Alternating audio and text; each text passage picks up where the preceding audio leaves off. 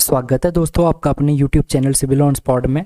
I hope आप सब लोग बढ़िया होंगे और अपनी तैयारी को बड़े अच्छे तरीके से कंटिन्यू कर रहे होंगे। तो हमने जो आपके लिए यहाँ पे सीरीज स्टार्ट करी हुई है सॉइल मैकेनिक्स की, आज उसका हम लोग क्या देखने वाले हैं, नेक्स्ट लेक्चर देखने वाले हैं। तो आज हमारा डिस्कशन का पार्ट रहने वाला है पिक्नोमीटर।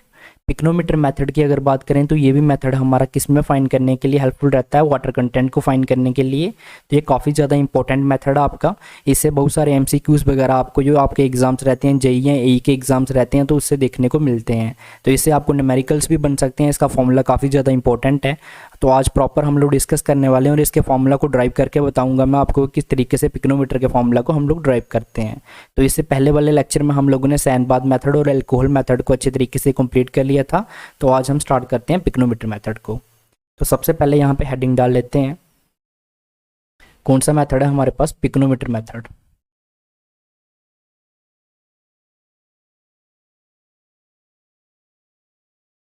Pycnometer method. अब पिक्नोमीटर मेथड से हम लोग क्या यूज़ करने वाले हैं, बेसिकली हम लोग इसकी हेल्प से क्या करने वाले हैं, तो ये आपके माइंड में पहले क्लियर होना चाहिए। इससे हम लोग क्या करेंगे, टू फाइंड, क्या फाइंड करने वाले हैं हम लोग, वाटर कंटेंट। वाटर कंटेंट अब मैं शॉर्ट फॉर्म में लिखता हूँ, आप सबको पता चल गया है क्योंकि इतनी बार मैंने ये चीज़ आपको बता दी है, हर वीडियो में बताता हूँ मैं आपको। तो पिक्नोमीटर की हेल्प से अब हम क्या फाइंड करने वाले हैं, वाटर कंटेंट को फाइंड करने वाले हैं। तो सबसे पहले जिन बच्चों ने पिक्नोमीटर नहीं देखा है तो वो क्या करेंगे, गूगल में जाके टाइप करेंगे पिक्नोमीटर, और पिक्नोमीटर से उसकी इमेज बाकायदा आपके सामने आ जाएगी। तो कुछ इस टाइप की इमेज बनती है, यहाँ पे मैं बनाने की कोशिश करूँगा, लेकिन इतनी अच्छी मेरी ड्राइंग्स आपको ऑलरेडी पता है कि नहीं है, फिर भी मैं आपके लिए यहाँ पे बनाने की ट्राई करूँगा, क्योंकि ड्राइंग्स आपको पता है कि मेरी इतनी बढ़िया नहीं है।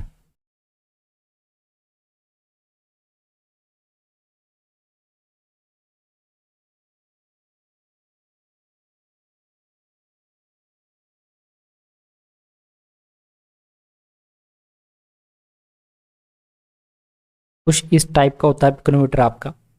तो ये क्या है, हमारा पिक्नोमीटर है। यहाँ पे मैंने बनाई है प्रॉपर इमेज, आपको क्या करना है, गूगल से जाके देख लेनी है। तो ये क्या है, हमारा पिक्नोमीटर है, pycnometer.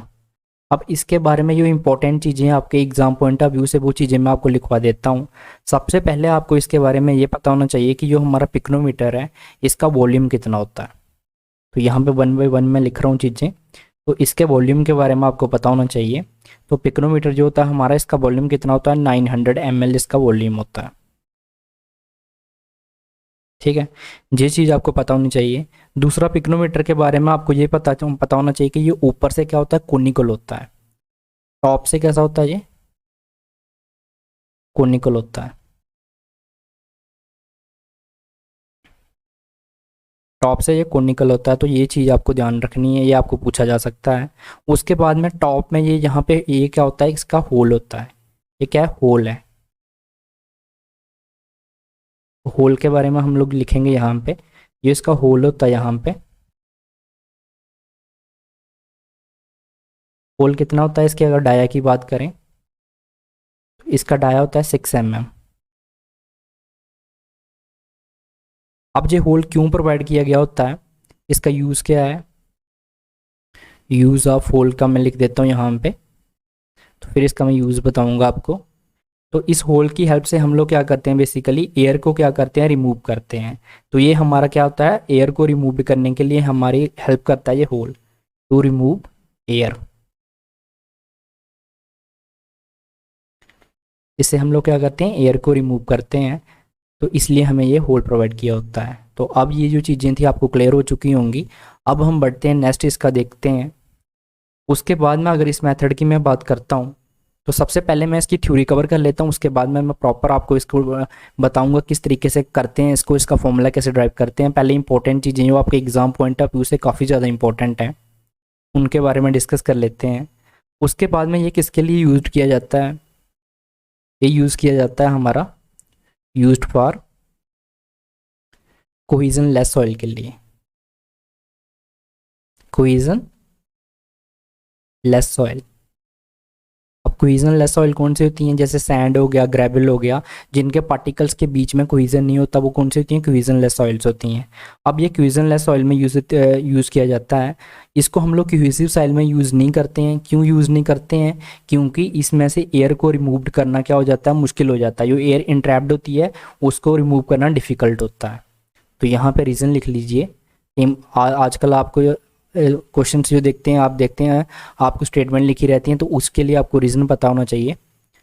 Not used for cohesive soil, cohesive soil में यूज़ नहीं करते हैं। अब क्यों नहीं करते हैं वो मैं रीज़न आपको बता दिया मैंने, तो यही लिखाने वाला हूँ मैं यहाँ पे, cohesive soil because it is difficult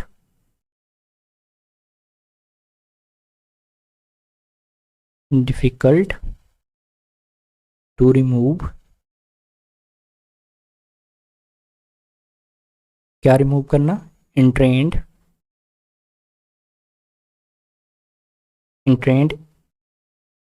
remove the entrained air, ठीक है, फ्रॉम द सॉइल, किसमें से, सॉइल से। तो इसलिए हम लोग इसको कोहेसिव सॉइल के लिए यूज़ नहीं करते हैं। क्योंकि कोहेसिव सॉइल में क्या होता है आपको पता है, वॉइड्स बिल्कुल क्या होंगी, कम होंगी आपकी, तो उसमें मुश्किल हो जाती है हमारा क्या रिमूव करना, एयर को रिमूव करना। तो इसके लिए इसको हम लोग वहाँ पे यूज़ नहीं करते हैं। अब नेक्स्ट देखेंगे हम लोग इसके बारे में। नेक्स्ट इसके बारे में मैंने आपको बता दिया है कि पिक्रोमीटर जो होता है इसका वॉल्यूम का हम लोगों ने देख लिया। टॉप इसका कोनिकल होता है, उसका डाया कितना होता है, 6 mm होता है। ये एयर को रिमूव करने के लिए होता है। उसके बाद में ये सूटेबल किसके लिए है? अब ये सूटेबल कौन सी सॉइल के लिए है, जिनकी हमें क्या पता हो, स्पेसिफिक ग्रेविटी पता हो। सूटेबल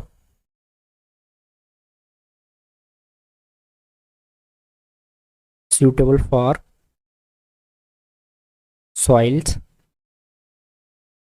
और दो सॉइल भी लिख सकते हो आप, whose जी, जी क्या होता है आपको पता है, स्पेसिफिक ग्रेविटी होती है। स्पेसिफिक ग्रेविटी इज नॉन, ठीक है। उसके बाद में ये मेथड कैसा है, क्विक मेथड है या टाइम टेकिंग वाला है? तो ये कौन सा मेथड है, ये भी क्या होता है, क्विक मेथड होता है। क्या है, क्विक मेथड। उसके बाद अगर हम बात करते हैं ये क्या है, क्विक मेथड है, और ये कितना टाइम लेता है, ये मेथड भी हमारा 10 to 20 मिनट्स में हमें रिजल्ट प्रोवाइड कर देता है। तो ये पिक्रोमीटर के बारे में बेसिक था जो आपको पता होना चाहिए। ये आपके एग्जाम पॉइंट ऑफ व्यू से काफ़ी ज़्यादा इंपॉर्टेंट है। तो अब हम क्या देखेंगे कि पिक्रोमीटर किस तरीके से काम करता है, इसमें से हम लोग किस तरीके से फाइंड करते हैं हम लोग, तो वो सब चीज़ें अब हम लोग देखने वाले हैं। तो यहाँ पे हम किसके थ्रू देखेंगे, फ्लो चार्ट के थ्रू देखेंगे। इसका फॉर्मूला काफ़ी ज़्यादा इंपॉर्टेंट है आपके एग्जाम पॉइंट ऑफ व्यू से, तो वो आपको ध्यान में रखना है। अब क्या देखने वाले हैं, इसका फ्लो चार्ट देखने वाले हैं। फ्लो चार्ट में सबसे पहले क्या करना है आपको, मान लो आप साइड पे हो, साइड से हमें क्या लेना है, सैंपल। तो ये क्या है हमारा, सॉइल सैंपल है। सैंपल मैं यहाँ पे लिख रहा हूँ। अब हमें क्या पता होना चाहिए, सॉइल सैंपल हमें साइड से मिल जाएगा। उसके बाद में जो जो चीज़ें हमें पता होंगी वन बाय वन हम देखेंगे। उसके बाद में हमें चाहिए पिक्रोमीटर, ठीक है। अब यहाँ पे क्या करेंगे हम लोग, एक चाहिए हमें बे मशीन, पहले नंबर वेट करने के लिए। तो ये क्या आ गई, हमारी वेट मशीन आ गई।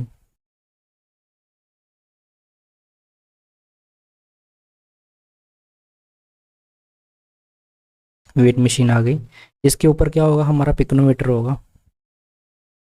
तो यहाँ पे मैं ऐसे बनाने की कोशिश कर रहा हूँ, आप बढ़िया से देख लीजिएगा, क्योंकि पहले मैंने आपको बताया कि ड्राइंग मेरी कोई इतनी ज़्यादा बढ़िया है नहीं है।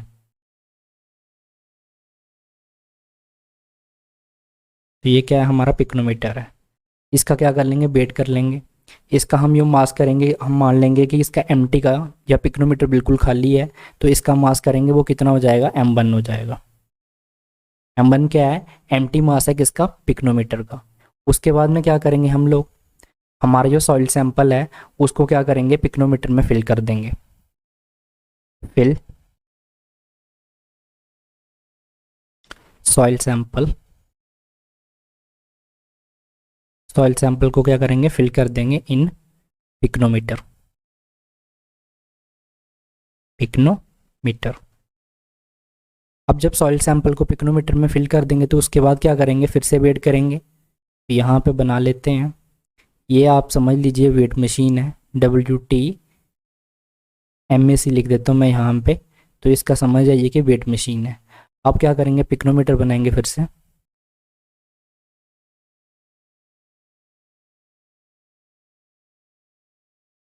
तो ये क्या करेंगे, अब हम लोग पिक्नोमीटर में क्या कर देंगे, सॉइल सैंपल को फिल कर देंगे। मान लीजिए ये हमारे सॉलिड आ गया, ये वाटर का पार्ट आ गया और ये एयर का पार्ट आ गया। और ऊपर से ऊपर ये जो पिक्नोमीटर का स्पेस है ये क्या रह गया, खाली रह गया यहाँ पे। इसको पूरा ही लिख देते हैं, आप कंफ्यूज कर जाएंगे। तो यहाँ पे ये क्या है, खाली बचा हुआ है। हमारा जो सॉइल सैंपल है सिर्फ इतने स्पेस में ही आया, ठीक है। इतना जो पार्ट में जिसको ज़्यादा डार्क कर रहा हूँ, इतने में क्या है, हमारा सॉइल का सैंपल है, ठीक है। बाकी के पार्ट क्या है, अभी खाली बचा हुआ है पिक्नोमीटर का। इसको हम क्या लिख देंगे, M2 लिख देंगे। अब M2 में क्या है, empty weight of pycnometer plus soil sample.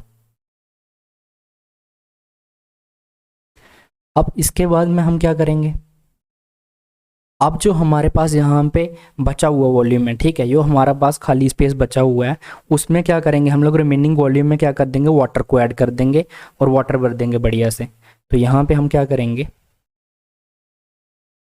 फिर से हम लोग पिक्नोमीटर बनाएंगे, पहले वेट मशीन बनाएंगे क्योंकि इसी के ऊपर सारे काम हो रहे हैं, हम लोग वेट लेने वाले हैं ना, वेट मशीन।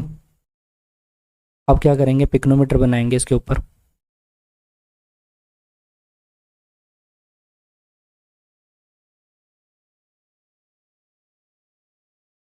मान लीजिए ये पिक्नोमीटर आ गया, ये आ गया हमारा सॉलिड, ये आ गया हमारा वाटर। और यहाँ पे क्या कर देंगे, ऊपर जो वॉल्यूम बचा हुआ था पूरे में क्या कर देंगे, इसमें वाटर भर देंगे। और यहाँ पे वाटर कर बनने के बाद में क्या करेंगे, हम लोग क्या करेंगे, यहाँ से एयर को क्या कर लेंगे, रिमूव करेंगे। जो ऊपर होल दिया हुआ है, जो 6 mm का होल है, इसे हम क्या करेंगे, एयर को हमारी रिमूव कर लेंगे और प्रॉपर के पूरे में क्या कर देंगे, वाटर भर देंगे। तो यहाँ पे मैं लिख देता हूँ, यहाँ से हम क्या करेंगे, इस होल की हेल्प से यहाँ पे क्या करेंगे, इस स्टेप में टू रिमूव एयर। ये जो होल है इससे हम क्या रिमूव करते हैं, एयर को रिमूव करते हैं। तो जितना यहाँ पे क्या है, फिल, क्या करा हमने स्टेप में, फिल वाटर इन रिमेनिंग। जो हमारा रिमेनिंग क्या था, वॉल्यूम था, ठीक है, जो रिमेनिंग वॉल्यूम ऑफ पिक्नोमीटर था, रिमेनिंग वॉल्यूम ऑफ पिक्नोमीटर में, remaining volume of pycnometer.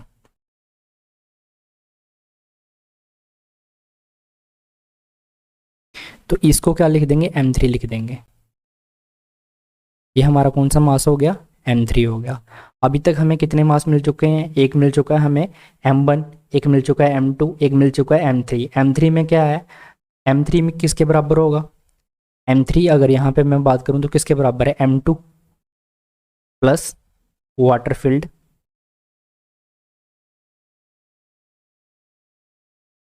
In remaining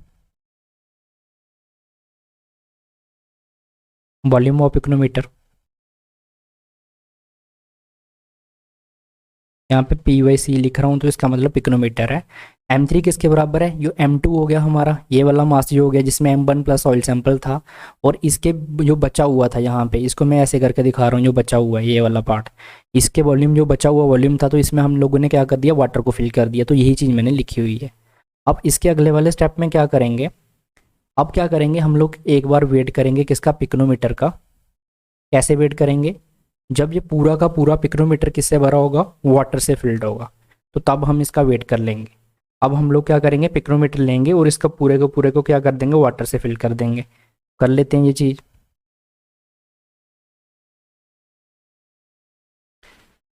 ये ड्राइंग्स मेरी इतनी बढ़िया है नहीं है, तो ये आप सबको पता है, तो इसको आपको थोड़ा सा मेरे साथ कॉम्प्रोमाइज़ करना पड़ेगा। तो बढ़िया से ड्राइंग्स आपको कहाँ से देखनी है, गूगल वगैरह से सर्च कर लेनी है कि किस तरीके से होता है। लेकिन जो प्रोसीजर वगैरह है वो सब जहाँ से आपको मैं प्रॉपर बता दूंगा कि किस तरीके से आपको करना है। समझने के लिए तो ड्राइंग्स काफ़ी है, क्योंकि जिसको समझना है ना चीज़ों को, उसको इतना मैटर नहीं करता ये सब चीज़ें। ठीक है, अब यहाँ से आप देख सकते हो तो पूरे के पूरे पिक्नोमीटर में क्या फिल कर दिया हमने, वाटर फिल कर दिया है। ये M4 है, और ये हमारी फिर से क्या है, वेट मशीन है नीचे, वेट मशीन। अब M4 किसके बराबर है, अगर मैं यहाँ पे बात करूँ तो M4 हमारा है, इसमें क्या चीज़ें हैं, एक तो आ गया हमारे पास ये पिक्नोमीटर M1 आ गया। M1 क्या हो गया, empty weight of the pycnometer हो गया हमारा। और इसमें क्या है, वाटर कंप्लीटली वाटर फिल्ड करा गया है पिक्नोमीटर में, तो ये किसके बराबर होगा, M1। M1 क्या है, एम्प्टी वेट ऑफ पिक्नोमीटर, यहाँ पे आप देख सकते हो, plus water completely filled, completely filled in pycnometer, pycnometer. अब यहाँ पे हमारा क्या है, प्रोसीजर जितना भी था खत्म हो चुका है। अब हमें क्या फाइंड करना है यहाँ से, अब हमें फाइंड करना है यहाँ से वाटर कंटेंट को। तो अब चीज़ों को आपको बिल्कुल समझते हुए चलना है, बिल्कुल जो कंसंट्रेशन आपकी पूरी यहाँ पे होनी चाहिए, क्योंकि इसकी बहुत सारे बच्चों को जो डेरिवेशन है समझ नहीं आती है। तो सबसे पहले यहाँ पे हम लिखेंगे वाटर कंटेंट किसके बराबर होता है। तो ये आप सबको पता है किसके बराबर होता है, मास of water divided by mass of solid, या बेटा water divided by weight of solid, कुछ भी लिख सकते हो, क्योंकि WmG के बराबर होता है, ग्रेविटी हमारी कट जाती है, जी कट जाएगा तो ये चीज़ आ जाएगी। अब यहाँ से हमें क्या फाइंड करना पड़ेगा, मास ऑफ वाटर फाइंड करना पड़ेगा और मास ऑफ सॉलिड फाइंड करना पड़ेगा। सबसे पहले बात करते हैं मास ऑफ वाटर की। तो मास ऑफ वाटर हम लोग क्या लिख सकते हैं यहाँ पे, अब हमें क्या फाइंड करना है यहाँ पे, मास ऑफ वाटर फाइंड करना है कि वाटर का वेट कितना है। ठीक है, हमारे किस में, सॉइल के सैंपल में। तो उसको हम लोग क्या लिखेंगे, यहाँ पे आप देख सकते हैं जो हमारा M2 है, M2 में क्या क्या है हमारे में, M1 है, empty weight of container plus soil sample है इसमें। ठीक है, अगर इसमें से M2 में से मैं क्या कर देता हूँ, M1 को माइनस कर देता हूँ, यहाँ पे चीज़ें लिख रहा हूँ समझते जाइएगा। M2 में से मैंने क्या कर दिया, M1 को माइनस कर दिया, तो यहाँ से M2 में क्या, M1 को माइनस कर दिया तो सिर्फ सॉइल का सैंपल बच गया। अब सॉइल के सैंपल में क्या क्या होगा, यहाँ पे लिख रहा हूँ मैं, यहाँ पे लिखते हैं सॉइल, क्या बच गया, सॉइल का सैंपल बच गया। सॉइल लिख देते हैं सीधा, सॉइल के सैंपल में क्या होगा, सॉलिड होगा, वाटर होगा, और क्या होगा, एयर होगा। हमें वेट किसका निकालना है, वाटर का, मास ऑफ सॉलिड इससे मिलेगा, ये है मास ऑफ सॉलिड हमारा। इसके अगर मास की बात करें एयर की, तो ये कितना होता है, मास ऑफ एयर की अगर मैं बात करूं तो ये अप्रॉक्सीमेटली हम लोग निगलेक्ट कर देते हैं, जीरो के बराबर ले लेते हैं। बचा क्या है, सिर्फ मास ऑफ सॉलिड बचा हुआ है। अगर इसमें से मैं माइनस कर दूं मास ऑफ सॉलिड को, तो मेरे पास क्या निकल के आ जाएगा, यहाँ से मेरे पास निकल के आ जाएगा मास ऑफ वाटर। कैसे निकाला फिर से समझिए, मैंने क्या करा, M2 में से M1 को माइनस कर दिया। M2 में क्या था, M1 प्लस सॉइल सैंपल था, M1 इसमें से माइनस हो गया क्योंकि एम्प्टी वेट कंटेनर का था, तो इधर भी एम्प्टी वेट कंटेनर का था, ये निकल गया। बचा क्या, सॉइल सैंपल। सॉइल में क्या होता है, सॉलिड होते हैं, वाटर होता है और एयर होता है। एयर तो ऑलरेडी हमें पता है इसका मास 0 होता है, तो दो चीज़ें बच गई, सॉलिड और वाटर बच गया। वाटर का मास हम लोग फाइंड करना चाहते हैं, मास ऑफ सॉलिड हमें क्या पता नहीं, यहाँ पे नहीं पता है, तो ये मास ऑफ सॉलिड जो जब हम फाइंड करेंगे, इसको हम बाद में फाइंड करेंगे जब, अगर मैं मास ऑफ सॉलिड को इसमें से माइनस कर देता हूँ तो मेरे पास क्या बचेगा, मास ऑफ वाटर ही बच जाएगा ना। तो मास ऑफ वाटर हम यहाँ से क्या कर लेंगे, मास ऑफ वाटर है तो मास ऑफ वाटर हम लोग यहाँ से क्या कर लेंगे, फाइंड कर लेंगे। तो यहाँ से मैं लिख सकता हूँ, मास ऑफ वाटर को क्या लिख सकता हूँ मैं यहाँ से, ये किसके बराबर आ जाएगा हमारा, ये हो जाएगा M2 minus M1 minus MS divided by mass of solid. अब मुझे पता है कुछ बच्चे ये चीज़ भूल जाएंगे, इसलिए मैं यहाँ पे विकास करके लिख रहा हूँ आगे, तो सभी बच्चे देख लीजिएगा। M2 किसके बराबर है, M1 प्लस सॉइल। आपके लिए मैं इतना ही ईजी करने की कोशिश करता हूँ ना, कि आपको कोई दिक्कत ही ना आए, हर चीज़ आपकी आसानी से निकल जाए। ठीक है, M1 में एक हमारे पास क्या है, M1 आपको ऑलरेडी पता है, M1 क्या था हमारे पास, कंटेनर था। अगर मैं M2 में से M1 को माइनस करता हूँ, M2 माइनस M1 करता हूँ, तो क्या बचेगा मेरे पास, यहाँ पे सॉइल बच जाएगी। ठीक है, अब इस सॉइल में क्या क्या है, यहाँ पे मैं एरो बना रहा हूँ, तो यहाँ से आपको पता चलेगा इसमें क्या है, सॉलिड है, वाटर है और एयर है। एयर का मास तो ऑलरेडी हमने क्या कर लेते हैं, 0 ले लेते हैं, निगलेक्ट कर देते हैं। अब वाटर का बचा और सॉलिड का बचा। ठीक है, मास ऑफ सॉलिड बचा और मास ऑफ वाटर बचा। मास ऑफ सॉलिड क्या करने वाले हैं, अगर मैं इसमें से मतलब M2 में M2 माइनस M1 अगर मैं यहाँ पे लिखूँ तो हम ऐसा बोल सकते हैं M2 माइनस M1 जो है ये किसके बराबर आ रहा है, मास of solid plus mass of water. तो यहाँ से मास ऑफ सॉलिड को मैं इस साइड ले आऊँ, अगर ऐसा भी कर सकते हो आप, तो ये क्या हो जाएगा M2 minus M1 minus mass of solid is equal to mass of water. तो यही मास ऑफ वाटर मैंने यहाँ पे लिखा हुआ है। आई होप अब मैंने आपको बिल्कुल इजी तरीके से करके भी बता दिया, इनको स्प्लिट कर करके भी बता दिया। अब अगर आपको समझ नहीं आया तो फिर यहाँ पे मैं आपको समझा नहीं पाऊँगा, फिर आपको किसी और मतलब टीचर से समझना पड़ेगा। तो यहाँ पे क्या आ गया, मास ऑफ वाटर आ गया। अब इसको आगे अगर मैं फिर से आगे क्या करता हूँ, इसको हम लोग क्या करते हैं वाटर कंटेंट को, यहाँ से मैं क्या करता हूँ मास ऑफ सॉलिड यहाँ पे हमारे पास आ चुका है। तो अब मैं यहाँ से क्या करने वाला हूँ, इसको आगे हम लोग क्या करेंगे, मास ऑफ सॉलिड यहाँ से जो है इसको मैं ऐसे भी लिख सकता हूँ M2 minus M1 divided by mass of solid -1। ये चीज़ मैं ऐसे भी लिख सकता हूँ। अब ये चीज़ मैंने ऐसे लिखी है, इसको अगर आप सॉल्व करोगे तो यही आ जाएगा, इसकी मल्टीप्लाई होगी इसके साथ M2 minus M1 minus MS divided by MS। तो वही चीज़ यहाँ पे आ रही है, सेम चीज़ निकल के आ रही है। ये हमारी क्या बन गई, इक्वेशन फर्स्ट बन गई। समझती हुए चलिएगा हर एक चीज़ को, जो चीज़ मैं आपको बताना चाहता हूँ यहाँ पे। अब हमें क्या फाइंड करना है, M2 हमें पता है, M1 हमें पता है, ठीक है। कहाँ से पता है, ये देखो M2 हमें पता है क्या है, इसका मास करा है। M3 भी, M2 पता है हमें, M1 पता है, लेकिन हमें मास ऑफ सॉलिड नहीं पता।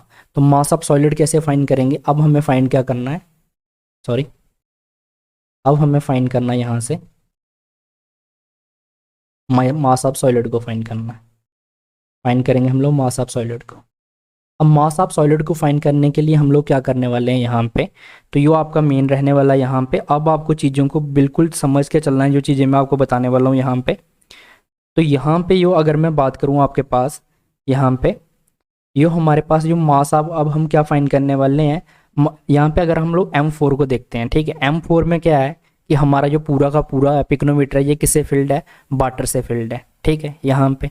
और यहाँ पे अगर हम बात करते हैं M2 में, अगर मैं M2 की बात करता हूँ यहाँ पे, M3 और M2 की बात करता हूँ, तो M3 में क्या है हमारे पास M2 प्लस M2 है, और M2 में क्या है हमारे पास यहाँ पे M2 plus water filled in the remaining volume of the pycnometer. यो इसमें बाकी के वॉल्यूम में क्या है, हम लोगों ने क्या फिल कर रखा है, वाटर को फिल कर रखा है। तो अब यहाँ पे मैं क्या करने वाला हूँ, अगर मैं यहाँ पे इन दोनों से हम लोग खेलने वाले हैं, M3 और M4 से खेलने वाले हैं। यहाँ पे क्या है, इसको मैं अलग से यहाँ पे बना रहा हूँ आपके लिए।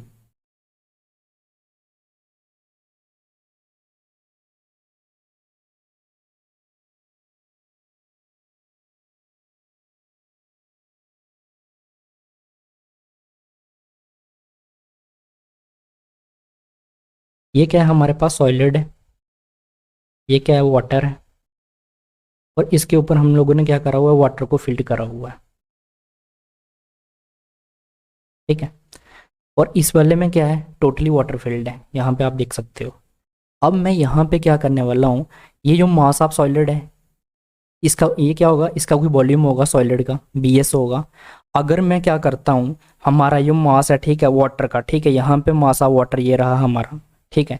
इसमें ये हमारा सॉइल सैंपल है। अगर मैं मास ऑफ सॉलिड में क्या करता हूँ, ये मास ऑफ सॉलिड को अगर यहाँ से मैं रिमूव कर देता हूँ, ठीक है, और इसका वॉल्यूम कितना है, BS है, और सेम वॉल्यूम का मैं क्या कर देता हूँ, इसमें अगर वाटर को फिल कर देता हूँ, तो ये किसके बराबर हो जाएगा, M4 के बराबर हो जाएगा ना। मैं क्या कहना चाहता हूँ बेसिकली, ये जो हमारा ये क्या है, मास ऑफ सॉलिड है यहाँ पे। अगर मैं क्या करता हूँ, मैं लिख रहा हूँ यहाँ पे, इफ वी रिमूव, किसको रिमूव कर रहे हैं हम यहाँ से, अगर हम क्या करते हैं M3 में से सॉलिड को रिमूव करते हैं, तो if we remove solid from, ये कौन सा है, M3 था ना हमारा, if we remove solid from M3, ठीक है। अगर हम M3 में से क्या करते हैं, सॉलिड को रिमूव कर देते हैं, ठीक है, और whose वॉल्यूम, जिसका वॉल्यूम कितना है हमारे पास, वॉल्यूम इज बी एस। ठीक है, जिसका वॉल्यूम क्या है, बी एस है। और इसी वॉल्यूम को हम लोग क्या कर देते हैं, वाटर से फिल कर देते हैं। ठीक है, and filled same volume, same volume, same volume मतलब बी एस वॉल्यूम। ठीक है, with water, then we got, क्या मिलेगा हमें, M4। अब मैंने क्या चीज़ बोली यहाँ पे, इस सॉलिड को हम लोग क्या करने वाले हैं, अगर हम लोग ये जो हमारा क्या है सॉलिड है, ठीक है, M3 में ये सॉलिड है, इसको मैं रिमूव कर देता हूँ, जिसका वॉल्यूम कितना है, BS है। और सेम वॉल्यूम का, इतने ही वॉल्यूम का मैं इसमें क्या कर देता हूँ, पानी भर देता हूँ। ठीक है, वाटर भर देता हूँ, तो हमें क्या मिल जाएगा, M4 मिल जाएगा। अब आप यहाँ पे देख भी सकते हैं कैसे मिल रहा है। मान लो ये हमारा पिक्नोमीटर है, छोटा बना रहा हूँ थोड़ा सा, ये पिक्नोमीटर था हमारा ऐसे। अब सॉलिड वाले पार्ट में क्या आ गया, वाटर आ गया। तो वाटर को तो ऐसे भी दिखा सकता हूँ मैं, यहाँ पे ऑलरेडी मैं इसको ऐसे भी दिखा सकता था। तो ये वाले पार्ट में जो वाटर का पार्ट था उसमें ऑलरेडी वाटर है, तो ऊपर भी तो वाटर ही भर रखा था, तो पूरा का पूरा आप देख रहे हो वाटर से फिल्ड हो गया। और ये किसके बराबर आ गया, इसी चीज़ के बराबर आ गया ना। तो अब आपको ये चीज़ समझ आ गई होगी कि मैंने क्या बोला। मैं सिंपली ये बोल रहा हूँ कि अगर M3 में से मैं सॉलिड को रिमूव कर देता हूँ, जिसका वॉल्यूम कितना है, BS है, और सेम वॉल्यूम जो BS वॉल्यूम है इसमें क्या कर देता हूँ, मैं पानी भर देता हूँ, तो हमें क्या M4 मिल जाएगा वापस। तो मैं यहाँ पे बोल सकता हूँ ये मेरा M4 है, वो किसके बराबर हो जाएगा, M3, M3 माइनस, इसमें से क्या कर रहा हूँ मैं, मॉस ऑफ सॉलिड को क्या कर रहा हूँ, रिमूव कर रहा हूँ। अगर मैं मॉस ऑफ सॉलिड को रिमूव करता हूँ तो ऐड क्या करा मैंने, इसको ऐड करने के बाद मैंने मॉस ऑफ वाटर को ऐड कर दिया यहाँ पे। ठीक है, ये चीज़ आपको समझ आ गई है कि मैंने किस चीज़ को रिमूव करा और क्या चीज़ यहाँ पे ऐड कर दी। अब मैं क्या करने वाला हूँ यहाँ पे, सेम इस चीज़ में इसको रिमूव करने से अब हमें मिलेगा क्या, इसका अगर मैं बात करता हूँ तो इसका वॉल्यूम क्या है, volume same as solid, same as solid की अगर मैं बात करूँ तो volume of solid equal to यहाँ पे क्या है, वॉल्यूम ऑफ वाटर है। ठीक है, ये चीज़ आपको पता चल गई। अब मैंने यहाँ से क्या करना स्टार्ट करा, इसी चीज़ को आगे देखिएगा मैं क्या करने वाला हूँ। हम लोग basically mass of solid find करना चाहते हैं, तो मैंने लिखा M3 माइनस MS। ठीक है, अब आपको एक चीज़ मैंने बताई थी, यूनिट वेट ऑफ वाटर पढ़ाया, या मैंने यूनिट वेट ऑफ वाटर पढ़ाया था, तो मैंने बताया था ये किसके बराबर होता है, मास of water divided by volume of water. ये चीज़ बताई थी ना। इसको मैंने बोला था आपको कि डेंसिटी के फॉर्म में हम लिख सकते हैं, तो ये क्या होगा, density of water equal to, अगर डेंसिटी के फॉर्म में लिखते हैं तो density of water equal to क्या हो जाएगा हमारा, सॉरी यहाँ पे अगर मैं यूनिट वेट के फॉर्म में लिखता हूँ तो इसको हमें किस में लिखना पड़ेगा, वेट के फॉर्म में लिखना पड़ेगा। ठीक है, यहाँ पे मैं डेंसिटी की फॉर्म में लिख रहा हूँ, तो अब हम क्या लिखेंगे, मास of water divided by volume of water. यहाँ पे ये इस चीज़ को मैं काट देता हूँ, क्या पता कोई बच्चा यहाँ पे कंफ्यूज कर जाए, इसी चीज़ को लिख देते हैं यहाँ पे है। अगर हम लोग इसके यूनिट वेट के फॉर्म में लिखते हैं तो वेट को लिखना पड़ता था हमें, बेटा वाटर। अब मैं यहाँ पे क्या करने वाला हूँ, हमें लिखना क्या है, यहाँ पे मास फाइंड करना है, तो ये क्या हो जाएगा हमारा यहाँ पे plus density of water into volume of water. ठीक है, अभी मैंने बताया कि ये वॉल्यूम जो है हमने सॉलिड के पार्ट को रिमूव करा है, यहाँ पे देखो BS को रिमूव करा है, और सेम अमाउंट का इसमें पानी डाल दिया, जितना वॉल्यूम ऑफ सॉलिड का वॉल्यूम था उतने ही वॉल्यूम का हमने क्या कर दिया, पानी डाल दिया। तो यहाँ से मैंने बोला था कि वॉल्यूम ऑफ सॉलिड किसके बराबर है, वॉल्यूम ऑफ वाटर के बराबर है। तो यहाँ पे मैं लिख सकता हूँ, क्या लिख सकता हूँ, M4 is equal to M3 minus mass of solid plus volume of water की जगह पे क्या लिख सकता हूँ मैं, वॉल्यूम ऑफ सॉलिड लिख सकता हूँ इनटू डेंसिटी ऑफ वाटर, ये चीज़ लिख सकता हूँ।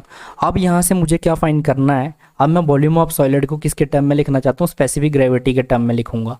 तो कैसे लिखूंगा, सारे फॉर्मूलेज यूज़ कर लूँगा मैं, जो मैंने पीछे पढ़ा रखे हैं यहाँ पे यूज़ करे हैं। अभी यहाँ पे वॉल्यूम ऑफ सॉलिड किसके बराबर होता है, वॉल्यूम ऑफ सॉलिड हमारा होता है मास of solid divided by density of solid.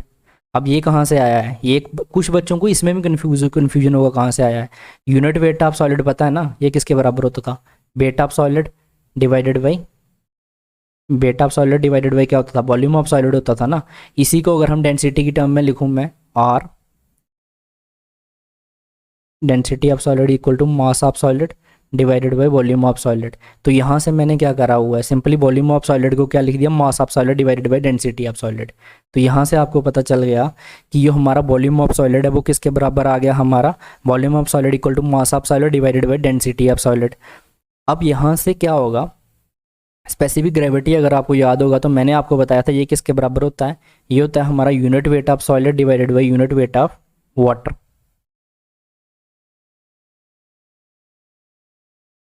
इसके बराबर होता है। इसको और क्या लिख सकते थे हम लोग, density of solid divided by density of water. अब यहाँ से अगर मैं डेंसिटी ऑफ सॉलिड फाइंड करना चाहूँ तो ये किसके बराबर आ जाएगा, density of solid equal to G into rho W G. ये साइन मल्टीप्लाई हो जाएगा क्योंकि हम लोग रो की फॉर्म में लिख रहे हैं, क्योंकि हम लोग मास के टर्म में देख रहे हैं तो सारी चीज़ें रो की फॉर्म में लिखेंगे, यूनिट वेट के टर्म में नहीं देख रहे हैं।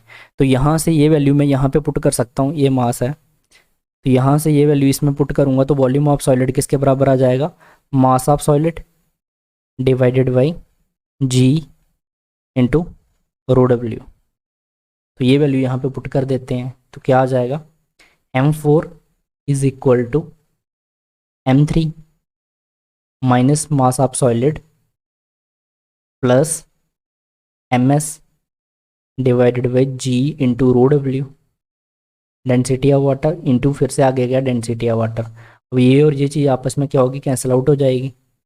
तो यहाँ से क्या बच के आ जाएगा हमारे पास, M4 equal to M3 minus MS plus MS divided by G, इस चीज़ के बराबर निकल के आ जाएगा। अब इसी चीज़ को अगर हम लोग आगे करना चाहें तो हम लोग क्या लिख सकते हैं इसको,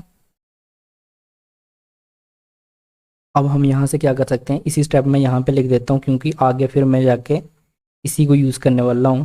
तो M3 माइनस MS को, अगर मैं MS को कॉमन निकालता हूँ तो क्या बचेगा, 1 प्लस 1 डिवाइडेड बाई जी, ये चीज़ बचेगी ना।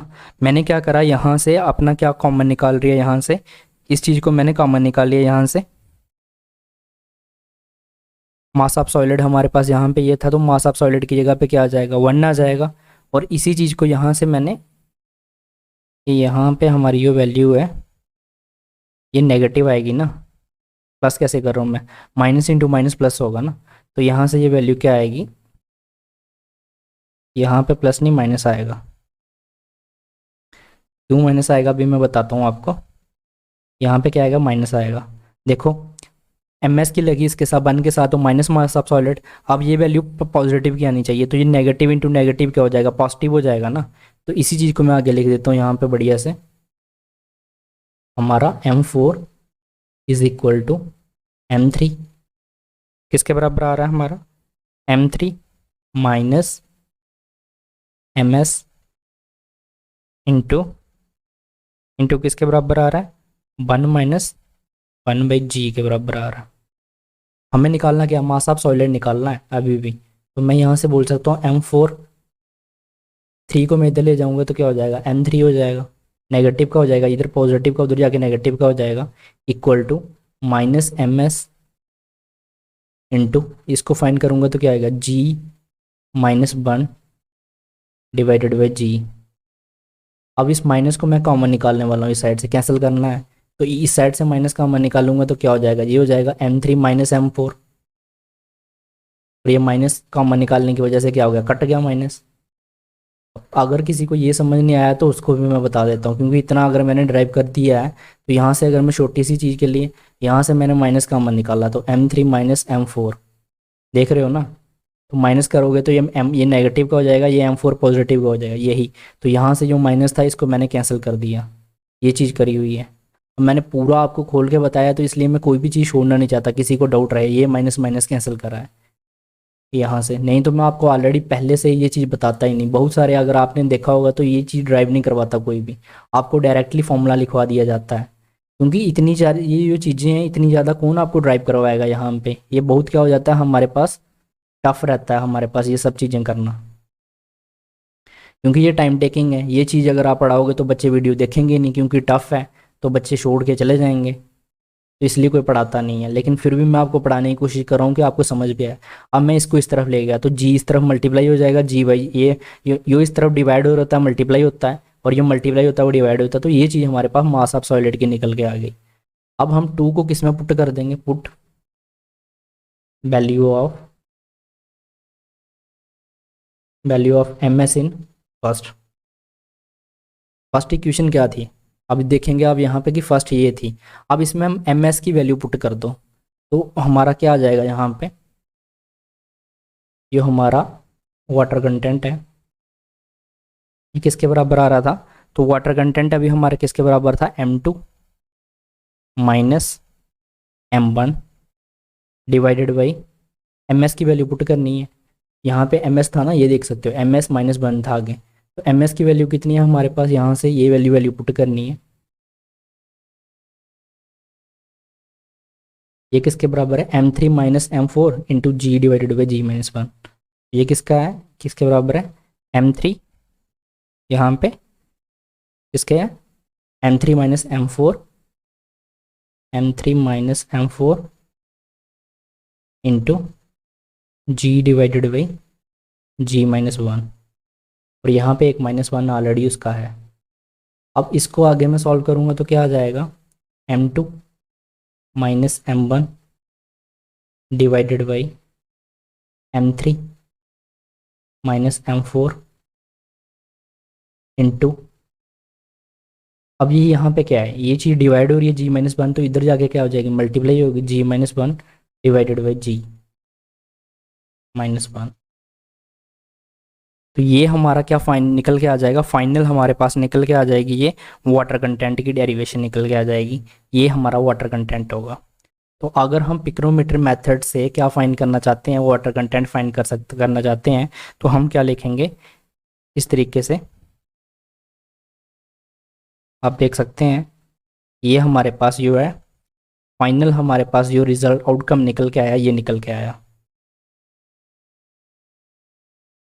G-1।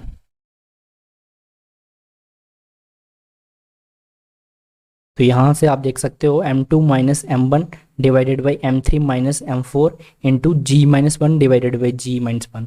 अब आपको पता होगा कि मैंने क्यों बोला था कि अगर हम लोग पिक्रोमीटर मेथड से वाटर कंटेंट फाइंड करना चाहते हैं तो ये उन साइल के लिए सूटेबल है जिनकी हमें क्या पता हो, स्पेसिफिक ग्रेविटी पता हो। कौन सी स्पेसिफिक ग्रेविटी पता हो, सॉलिड की स्पेसिफिक ग्रेविटी, ये आपको पता है या मैंने पढ़ाया था आपको सॉलिड्स की। जी किसके लिए, सिंपल GM किसके लिए कहते हैं, मास स्पेसिफिक ग्रेविटी के लिए, और जी किसके लिए होता था, आपको ऑलरेडी अगर आपको याद होगा तो सब मैंने बता रखा है, ये स्पेसिफिक ग्रेविटी सॉलिड्स के लिए होती थी। तो ये सब चीज़ें आपको ध्यान में रखनी है। तो इस फॉर्मूले से हम लोग क्या फाइंड कर सकते हैं, अपना वाटर कंटेंट फाइंड कर सकते हैं। तो ये था हमारा पिक्रोमीटर मेथड। अब मैं क्या करूँगा, जो नेक्स्ट आपको पढ़ाऊंगा ना, तो उसमें मैं आपको फुल डेरिवेशन नहीं करवाऊंगा। जैसे ये हमारे पास आउटकम निकल के आया है, तो जनरली मैं यही यूज़ कर लूँगा। जो मुझे लगेगा कि काफ़ी ज़्यादा इंपॉर्टेंट है वही चीज़ मैं आपको बताऊंगा, क्योंकि अगर ये चीज़ मैं आपको नहीं बताता, यहाँ पे सिंपली फॉर्मूला लिखवा देता यहाँ पे, तो आपको लगता कि ये जानबूझ के बता नहीं रहे हैं यहाँ पे, या इनको सॉल्व करवाना नहीं आता। देखिए हर एक चीज़ ही होती है, लेकिन जिस चीज़ की ज़रूरत है हम वही करेंगे। हमारा टारगेट आपको मेन याद रखना है कि हमारा टारगेट जो है, अगर आप SSC की बात करें सेंटर में, हमारा टारगेट मेन क्या है, JEE और AE है। ठीक है, JEE और AE के लिए फिलहाल अगर स्टेट को आप टारगेट कर रहे हैं तो आपका ऑब्जेक्टिव क्लियर, ऑब्जेक्टिव इंपॉर्टेंट है। अभी मैं सब्जेक्टिव को लेके नहीं चल रहा, तो ऑब्जेक्टिव के लिए आपके लिए ये फॉर्मूला इंपॉर्टेंट है। तो अब आगे के जो हमारे आएंगे उसमें जनरली मैं आपको फॉर्मूला लिखूंगा जो काफ़ी ज़्यादा इंपॉर्टेंट होगा, वहीं पे हम लोग डेरिवेशन करेंगे। तो आज की वीडियो में हम लोगों ने देखा कि पिक्रोमीटर से वाटर कंटेंट कैसे फाइंड करते हैं। अगर आपको वीडियो अच्छी लगी है तो वीडियो को लाइक कर दीजिए और चैनल को सब्सक्राइब कर लीजिए, और इस वीडियो को अपने फ्रेंड्स वगैरह के साथ ज़्यादा से ज़्यादा शेयर करिए। Thank you guys.